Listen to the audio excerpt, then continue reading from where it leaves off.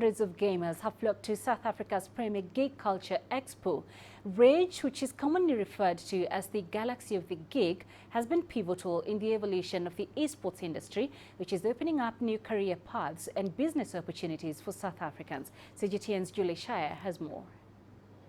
Veteran gamers Tulani Sichi and Ashton Muller never miss a Rage Expo. After years of competing, they're now esports commentators and run gaming businesses. Opportunities that didn't exist a few years ago.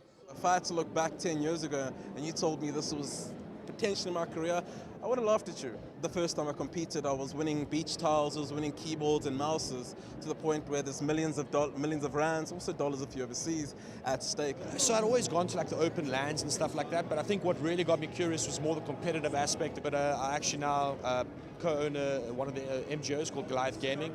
It's a team, so we have various titles, CSGO, Dota, so I do that. I also commentate as well. Men still dominate the consoles, but women are getting in on the action. Star gamer Julia Robson is South Africa's first esports correspondent, and no pushover on the controls. So mentally, I feel that video gaming is one of the most demanding sports out there. It is something that, definitely tests your dexterity and your cognitive ability.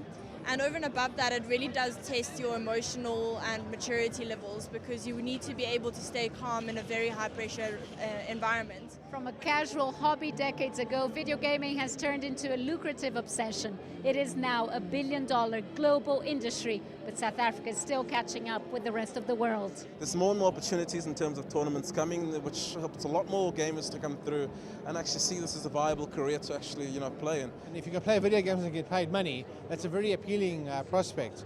Of course, the reality of it's a little bit different, but we don't have the same kind of investment, obviously, as overseas. They got like hundreds of thousands and millions of people watching and so on.